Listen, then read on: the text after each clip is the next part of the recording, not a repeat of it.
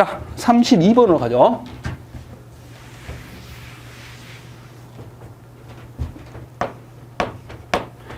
자, RL 직렬 회로입니다. R하고 L이 직렬 회로래요. 자, 직렬 회로에서 자, V에 전압의 순시 전압을 줬고요. 그 다음에 I의 순시 전류를 줬네요. 그랬을 때 R 값 주고 L 값을 구해라 이렇게 했어요. 그렇겠습니다. 자, 먼저 우리가 이제 RL 중에서 R 값 줬으니까요. 전체 임피던스를 구할 수 있죠. 전체 임피던스. R 값이 얼마예요? 30이죠. 30. L 값이 얼마입니까? L 값이, L 값을 구하라겠죠? L 값은 모르니까 J 오메가 L이겠죠. 그러면 이 저항의 크기는 어떻게 구해요? 복소수 크기는 루트 30의 R의 제곱 플러스 오메가 L의 제곱 이렇게 구하는 거죠. 이렇게 구하는 게 임피던스 값입니다. 근데 이제 주어진 문제에 전류값이 주어졌죠. 전압의 순시값은 얼마로 줬어요? 100 사인 10의 4승 T 플러스 Q1이다. 이렇게 주어졌고요. 자, IT는요. 자, 2 사인 뭐라고 줬어요? 10의 4승 T 플러스 Q이다. 이렇게 주어졌죠? 됐네. 자, 그러면 이제 우리가 전압의 크기는 요거죠. 이게 진폭이니까 뭐 실효값으로 고쳐도 되고 안 고쳐도 됩니다. 왜? 루트 2로 나누면 실효값인데 이게 전압이잖아요.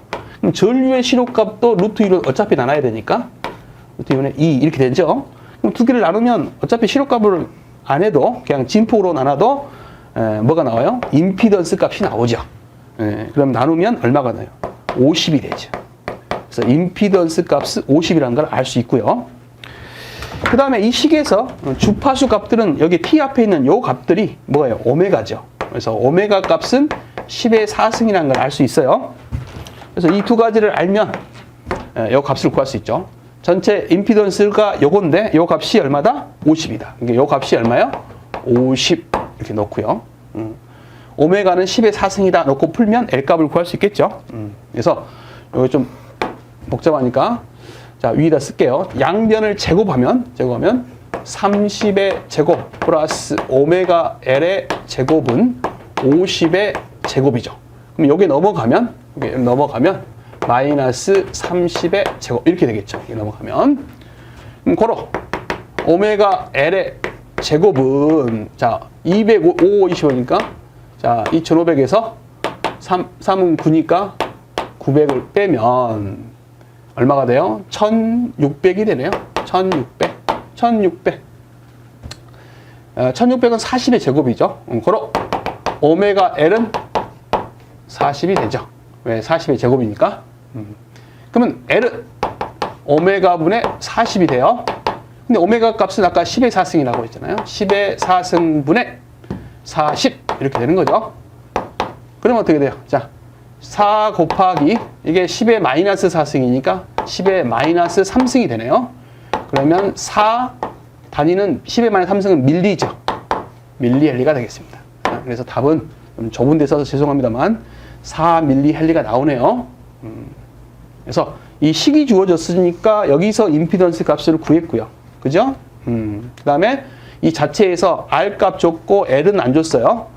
그래서 임피던스를 구해서 자체적으로 전체 임피던스를 구했습니다. 이게 갖다 놓고 풀면 요 식이 나오죠. 그래서 여기서 오메가 L을 구해가지고 오메가는 여기서 식에서 구할 수 있으니까 L 값을 구해봤습니다. 그래서 4밀리헬리 답은 1번이 되겠네요. 33번으로 가죠.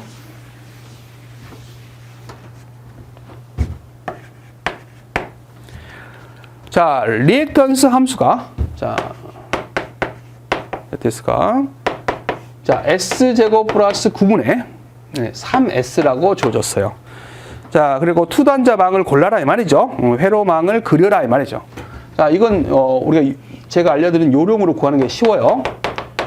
자, 우리가 ZS라는 이 함수가 주어졌을 때 이런 함수를 줄 때, 자, 회로망 그리는 방법. 회로망 그리기죠. 순서. 첫 번째는 주어진 모든 여기 이 ZS를 이 함수를 뭐래요? 모든 분수를 분자가 1이 되도록 한다 이 말이죠. 모든 분수 형태의 값이 분자가 1인 형태로 바꾸라는 거죠. 어떻게 바꾸라는 거죠? 그러면 이 ZS 함수를 자 S제곱 플러스 9 3S인데 이 분자가 1이 돼야 돼요. 그쵸? 1이 돼야 돼. 그러면 3S로 나눠야죠. 그쵸? 그러면 요건 1이 되고요. 3S로 나누면 S는 하나 없어지고 3분의 1 뭐가 돼요? S가 되죠. 이거 나누면. 이걸 나누면 또 어떻게 돼요? 플러스 3S로 나누니까 3이 약분돼서 뭐가 돼요? 이건 3, 3은 9니까 3 되고 3은 약분되고요. S분의 3 이렇게 되는데 모든 분수 형태의 분자가 1이 돼야 되니까 이것도 1이 돼야 돼요. 이 값이 뭐가 된다? 1이 돼야 돼. 그러면 이걸 이쪽으로 넘어와야죠. 이렇게 내려와야 됩니다. 이런 형태로 고쳐라 이 말이에요. 그러니까 요 전체를 봐도 분자가 1이고요. 요것도 분자가 1이죠. 이렇게 바꿔라 이 말이죠. 이렇게 바꿔라 그런 내용입니다. 그다음에 두 번째 단계가 뭐라 했어요? 표에 해당되는 표를 참조해서 그려라 이 말이죠. 표가 뭐였어요? 자, 우리가 구분을 할 때 분수 바뀌냐, 분수 아니냐 그랬죠? 분수 바뀌냐, 분수 아니냐에 따라서 이 플러스 기호가 있다. 분수 밖에 있는 플러스 기호는 직렬을 의미한다. 직렬 연결을 의미한다. 분수 안에는 병렬을 의미한다 그랬죠? 병렬. 그러면 여기에 이제 전체가 이렇게 분수가 있는데 만약에 이 분수 밖에 어떤 숫자라든지 어떤 S라는 기호가 있다라고 한다면 그 관계는 이 전체와 무슨 관계다? 직렬이다 이 말이에요. 근데 직렬 성분이 지금 없는 거 아니에요? 없는 거죠? 자, 그 다음에요. 분수 밖에는 아니든 어떤 기호가 있으면 자, R이 아니라 상수죠. 상수. 어떤 숫자. 뭐 1이라든지 2라든지 숫자가 있다. 상수가 있다. 그러면 분수 밖에 있는 상수는 R을 의미하고요. 분수 안에 있는 상수는 G를 의미한다. 컨덕턴스를 의미한다라는 거예요. 예를 들어서 플러스 1이 있다. 그러면 직렬 관계고 저항이 1옴이 있다. 이런 의미죠. 자, 근데 분수 안에 이 분수 안에 또 상수가 뭐 1이 있다든지 이렇게 있으면 그거는 G를 의미한다. 이런 말입니다. 이거는 분수 안에도 없고 밖에도 없죠. 자, 그 다음에 S의 개수입니다. S의 개수예요. S의 개수죠. 자, S의 개수요. S 앞에 있는 개수는 뭘 의미하냐? 자, 분수 밖은 L을 의미하고요. 분수 안은 C를 의미하죠. 자, S분의 1에 있는 개수는요. 이 개수는 반대로 여기 C. 분수 밖에 있는 것은 C. 분수 안에 있는 건 L을 의미한다. 이렇게 되는 거죠. 자, 그러면 이제 이걸 표를 보고 한번 그려보죠. 자, 일단 분수 밖에는 아무 소자가 없어요. 직렬 연결 관계는 아니다 이 말이죠. 그 다음에 분수 안에 플러스가 있습니다. 이 분수 안에 플러스가 있는 건 병렬 관계죠. 그래서 병렬 관계에 있다 이렇게 일단 알아두고요. 그러면 이 소자와 이 소자가 뭔지는 모르지만 두 소자는 병렬 관계에 있다 이렇게 알아두고요. 그 다음에 S 분수 아니잖아요. 분수 안에 S의 개수가 있죠. 이 3분의 1이라는 개수가 있죠. 분수 안에 있는 S의 개수는 L을 의미합니다. 분수 안에 있는 건 분수 바뀌죠. 분수 안은 뭐예요? 뭐를 의미해요? C를 의미하죠. 죄송합니다. C를 의미해요. 요놈은 뭘 의미한다? C 값을 의미한다. 그러니까 C 값이 3분의 1 페럿이다 이런 말이에요. 그 다음에 분수 안에 S분의 1이잖아요. 이건 S분의 있는 앞에 있는 개수는 분수 안입니다. 지금 분수 안에 S분의 1의 개수는 뭐를 의미한다? L을 의미하는 거죠. 그래서 여기 앞에 있는 개수가 뭐예요? 3분의 1이죠. 여기에서 3이라고 하면 안 돼요. 3분의 1이에요. 이 3분의 1이 L을 의미하는 거예요. 3분의 1 L이다 이 말이죠. 근데 이 두 개가 플러스로 연결되어 있으니까 병렬 관계로 있는 거예요. 한마디로 C하고 L이 뭐다? 병렬 관계다. 그럼 C하고 L이 이렇게 병렬 관계로 있는 걸 찾으시면 되고요. 이 값들이 3분의 1 페럿이고 3분의 1 L이다. 이런 말입니다. 요걸 찾으시면 되죠. 몇 번이에요? 3번이죠. 그래서 좀 어렵게 느껴질지 모르지만 이 표는 몇 번만 연습하시면 금방 외울 수 있어요.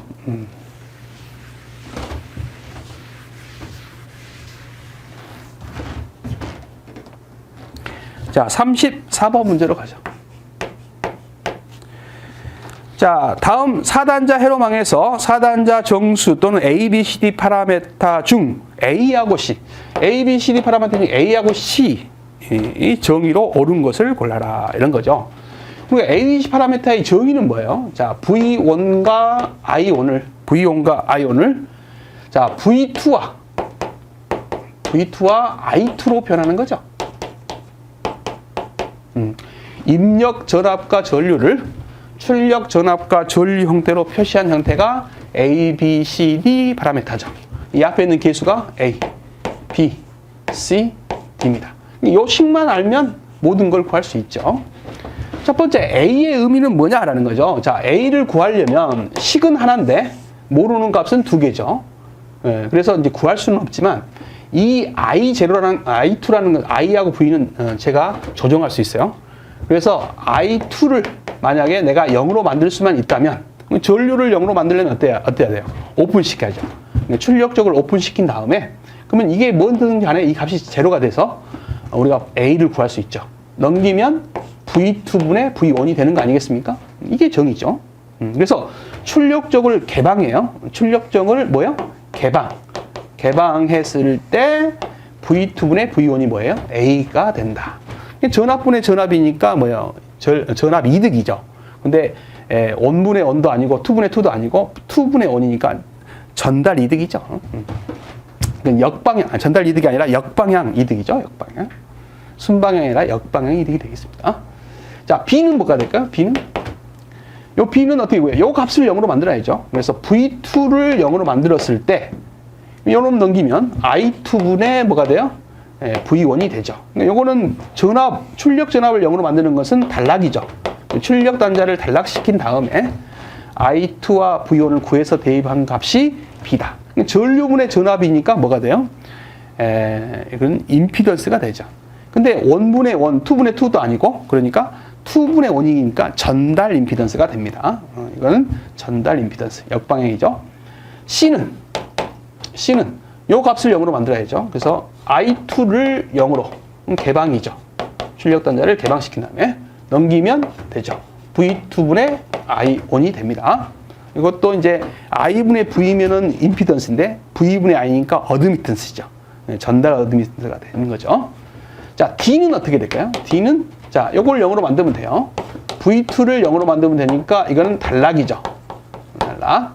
그 다음에 넘기면 I2분의 I1이니까 이건 전류 이득이 되는 거죠.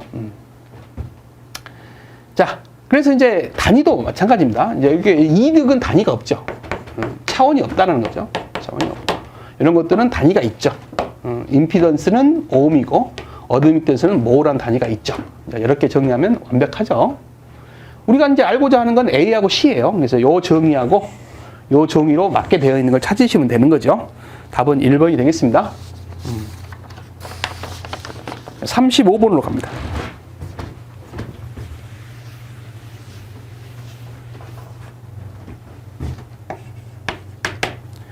자, 다음 회로에서 부하의 최대 전력을 공급하기 위한 R의 값은 얼마냐 그랬죠?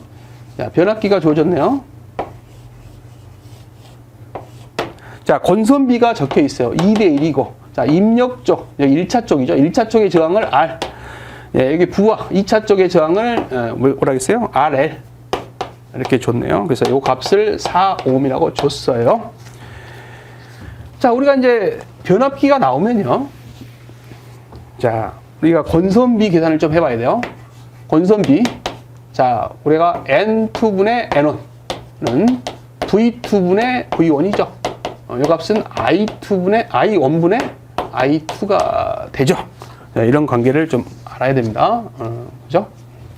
근데 이제 2분의 1이 몇이에요? 1분의, 이게 2죠. N1이고 N2니까 1분의 2. 이게 값이 얼마다는 거예요? 2라는 겁니다. 2라는 거예요. 근데 이제 우리가 권선비의 제곱을 구해보면, 자, 요게 V2분의 V1이 권선비니까 요거 하나에다가 요거 같은 거 아니에요? 곱하면 I1분의 I2라고 할 수 있죠. 이렇게. 그러면 이렇게 하면 뭐가 돼요? 요게 Z1이 되죠. I1분의 V1. 이렇게 하면 Z2분의 1이죠. 그래서 요것이 Z2분의 1이니까 이렇게 되는 거죠. 요 값이 이제 이렇게 바뀌는 거예요. 그러면 원쪽의 저항이 뭐가 돼요? 저기 있는 뭐가 돼요? R이 되고요. 투 쪽의 저항이 이 출력적 RL이 되는 거죠. 이렇게 되는 거죠. 그러니까 요게 값이 얼마예요? RL의 값은 4라고 줬잖아요. 4죠. R을 구해라 이 말 아니에요? 근데 권선비의 제곱은 2의 제곱이 되겠죠? 그래서 이 값이 얼마예요? 2의 제곱 4죠.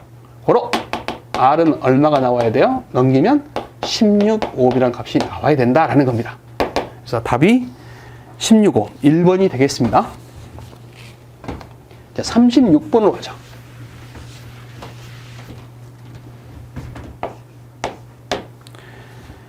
자, 회로를 주고, 자, 태분한 등가 회로로 바꿨을 때 등가 전압과 저항을 구해라. 우리가 태분한의 등가 회로 구하는 방법은 좀 알아야죠.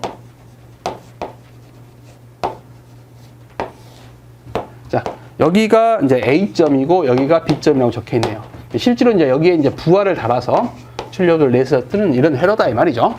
그랬을 때 여기에 복잡한 이런 회로가 있죠. 이것을 전압원 하나와 저항원 하나로 바꿀 수 있다는 것이 태분한의 등가 회로죠. 자, 이 전압이 5V입니다. 자, 이 회로가 5옴, 여기가 15, 여기 5옴이죠. 자, 태분한의 등가 저항을 먼저 구해보죠. 자, AB 양단을 끊어요. 태분한의 등가 저항을 구하는 방법이죠. 끊어놓고 이 출력 쪽에서 끄는 이 AB 양단에서 들여다본 전체 저항이 태분한의 등가 저항이죠. 저항을 구할 때는요, 전원을 없애야 돼요. 그러면 여기는 전압원은 쇼트죠. 전류원은 오픈이고요. 그러면 태분한 등가 저항은 여기서 봤을 때 이 두 개는 병렬이죠. 이건 직렬이죠. 10 플러스 자 5하고 5옴은 병렬이다라는 거예요. 이 두는 병렬이다 이런 말입니다. 병렬이다. 그럼 전체 저항은 얼마예요? 자 이거는 10 플러스 자 이거는 뭐 2.5옴인데 분수로 표현하기 위해서 5 플러스 5죠? R1 플러스 R1, R1 곱하기 R1 25죠? 5 곱하기 5. 그럼 10분의 10이고요. 10분의 25가 나옵니다. 그러면 이게 얼마가 나와요? 10분의 125가 나오죠. 125. 자, 뭐 5로 약분하면 5, 20, 5, 20, 5, 25. 5분의 25가 나오네요. 5분의 25. 저항이 5분의, 이거 뭐 소수점 나왔으면 굳이 뭐 계산할 필요가 없었네요. 2분의 25는 얼마야? 12.5죠? 그래서 뭐 굳이 뭐 소수점으로 나타낼 것 같으면 여기서 계산이 끝났어야죠.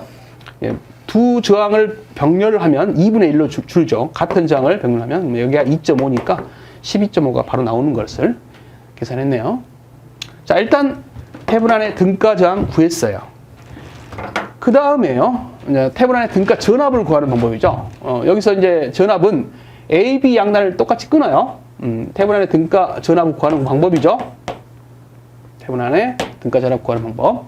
끊은 다음에 자, 이 출력 쪽에서 이게 이쪽이요. AB 양단에서 본 전압이 태분한의 등가 전압이죠.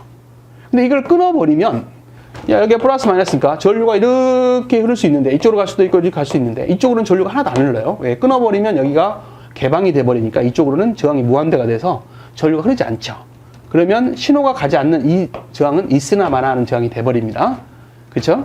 그래서 전류가 이쪽으로만 흐르기 때문에 여기에 전압이 걸리죠. 이 전압이 바로 뭐야? 태분한의 등가 전압. 즉, 이 오음에 걸리는 전압이 태분한의 등가 전압이 되는 거예요. 그럼 이게 필요 없으니까 요 두 개 저항은 같잖아요. 그래서 전체 저항은 5 플러스 5분의 여기에 걸리는 전압 5 곱하기 전체 전압이 5V 아니겠습니까? 이렇게 되는 거죠. 그래서 이게 10이 돼서 약분이 되면 2분의 5V가 걸리는 거죠. 2.5V가 걸리는 거죠. 저항은 12.5옴이고 전압은 2.5V가 된다는 거예요. 답은 1번이 되겠죠. 자, 37번 문제로 가겠습니다.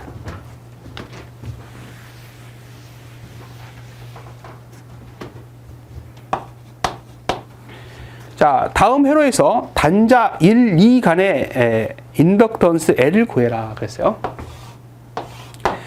자, 이 L이 감기는 방향을 잘 보셔야 돼요. 자, 이렇게 감겼죠.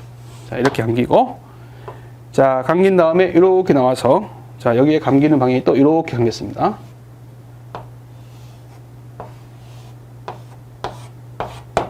그래서, 자, 흐르는 전류 표시를 여기다 이렇게 했고요. 이렇게 했죠. 그러면, 잘 보세요. 여기 1점이고, 여기가 이제 2점인데, 흐르는 전류가 자, 이쪽으로 들어가는 거예요. 그래서 점이 있는 곳으로 들어가서 이렇게 흘러가지고 이렇게 가서 이렇게 흘러가죠. 여기서 흘러 들어가는 방향과 이 점이 있는 흘러가는 방향이 같죠. 그래서 이 점이 찍혀져 있는 곳에 들어가는 전류 방향이 같으면 우리가 가극성 회로가 됩니다. 그래서 이게 L1이고 이게 L2라면 상호 인덕턴스 값을 M이라고 한다면 가극성 회로가 돼요. 플러스가 된다라는 거죠. 가극성 회로가 됩니다. 그래서 총 저항 L은 L값 총 L값은 L1 플러스 L2 그 다음에 플러스 마이너스 2배의 M인데 가극성 회로가 되니까 이게 뭐가 돼요? 플러스 값이 되더라 라는 겁니다. 그래서 답은 3번이 되겠습니다. 자, 38번으로 가죠. 자, 이 38번 문제도 기출문제죠. 자, 그림과 같은 파형을 실수 퓨리의 급수로 전개할 때 설명으로 옳은 것은, 자, 우리가 퓨리의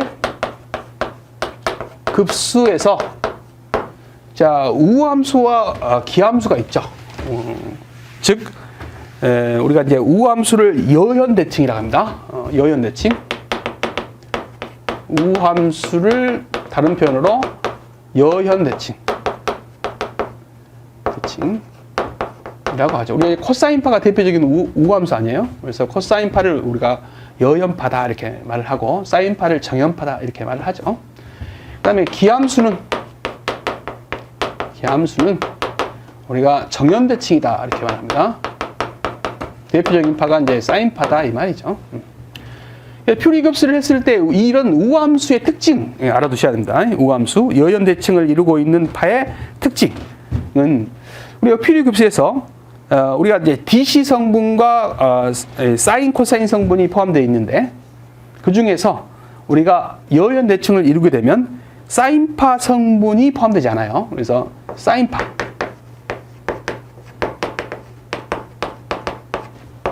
포함되지 않는다. 이런 특징을 갖고 하나 딱 외워주세요. 그래서 우함수, 여현대칭을 이루고 있는 함수는 퓨리의 급수를 하게 되면 직류 성분도 있고 코사인 성분도 있지만 이 사인파 성분은 없다라는 걸 좀 알아두세요. 그다음에 기함수, 정현대칭을 이루고 있는 파를 퓨리의 급수를 하게 되면 이건 반대로 코사인 파 성분이 포함되지 않습니다. 않는다. 뿐만 아니라 DC 성분도 포함되지 않아요. 그래서 사인파 성분만 존재하는 것이 정현대칭의 특징입니다. 그래서 이 두 가지만 쫙 정리를 해놓으면 문제가 쉽죠. 자, 파를 보고 이제 우함수인지 기함수인지만 알면 되죠. 우리가 이제 우함수는 f of t가 자, f of 마이너스 t 이렇게 성립하면 우함수죠. 기함수는 f of t가 자, 마이너스 f of 마이너스 t 이게 성립하면 우리가 기함수죠. 근데 이제 뭐 주어진 시험 문제를 보면요. 파가 삼각파가 그려져 있는데 이런 파가 그려져 있어요. 그렇죠? 자, 그런데 이제 이 높이는 파이라고 되어 있고요. 진폭은 그 다음에 여기가 파이고 여기가 2파이고 자, 여기에 마이너스 파이고 마이너스 2파이다 이런 말이죠. 그럼 이걸 보시면 알겠지만 이게 y축이라고 보면 이 y축의 대칭 아니에요? 원점 대칭이 아니라 y축 대칭인 파가 되죠. 그래서 이런 파들은 이게 계속 가는 거니까 y축 대칭, 즉 우함수가 되는 거죠. 그래서 우리는 이 함수를 딱 보자마자 아하, 우함수, 즉 여현대칭이구나 이렇게 알아내는 겁니다. 그러면 퓨리의 급수를 하게 되면 사인파 성분이 없는 것이 특징이죠. 그래서 답이 몇 번이에요? 4번이 되는 겁니다. 그래서 가볍게 푸는 겁니다. 39번 문제로 가죠.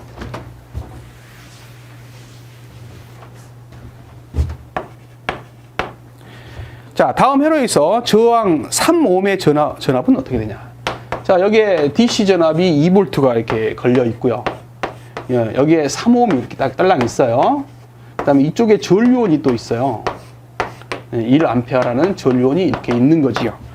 이랬을 때 이 3ohm의 플러스 마이너스 이렇게 그려져 있죠. 전압은 얼마냐라는 거죠. 자, 이거는 이제 중첩 이론을 이용하는 게 좋아요.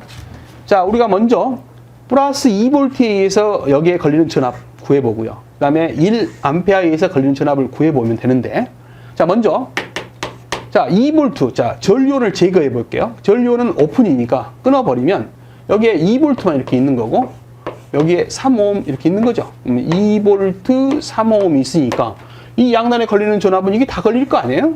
그래서 플러스 마이너스 몇 볼트가 걸린다? 2V가 걸리는 거예요. 그래서 이 전압원에 의해서 이 저항에 걸리는 전압은 얼마다? 2V가 다 걸린다 이 말이죠. 그럼 두 번째로, 자, 이제는 이 전류원에 의해서 전압원을 제거해 볼게요. 그럼 저항이 이렇게 있고 3ohm이 있고, 자, 전압원을 제거하는 방법은 오픈이 아니라 단락이죠. 이렇게 단락시키는 겁니다. 그래 놓고 여기에 전류원이 이렇게 있는 거죠. 그러면 이쪽에 흐르는 전류를 보면요. 자, 이 전류가 이렇게 흘러서 이리 가기도 하고 이리 가게 됐는데, 이쪽은 저항이 3ohm이 있고요. 이쪽은 저항이 하나도 없어요. 그러면 저항이 없는 대로 전류는 다 흘러버립니다. 이쪽에 흐르는 전류가 없죠. 전류가 없으니까 걸리는 전압도 없죠. 그래서 0V예요. 그럼 두 개를 더하면 되니까 답은 2V가 되겠죠. 그래서 39번의 답은 2번, 2V가 되겠습니다. 40번 문제로 가겠습니다.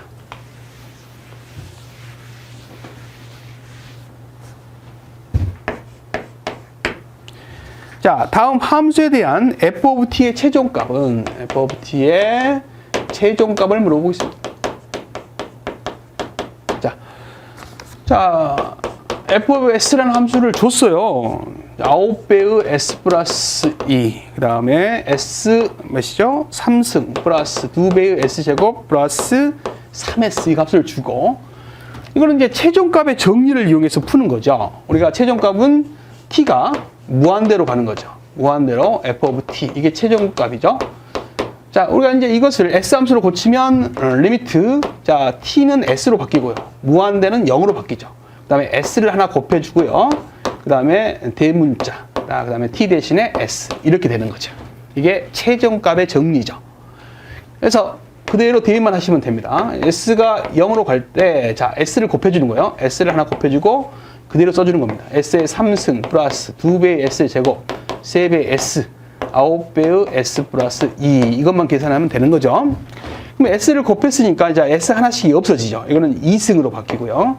이거는 1승으로 바뀌고, 이거는 없어지면 이게 뭐가 돼요? 리미트, s가 0으로 갈 때 s의 제곱 플러스 2s 플러스 3분의 9배, 전개할게요. 앞에 s 플러스 9이 18이 되죠.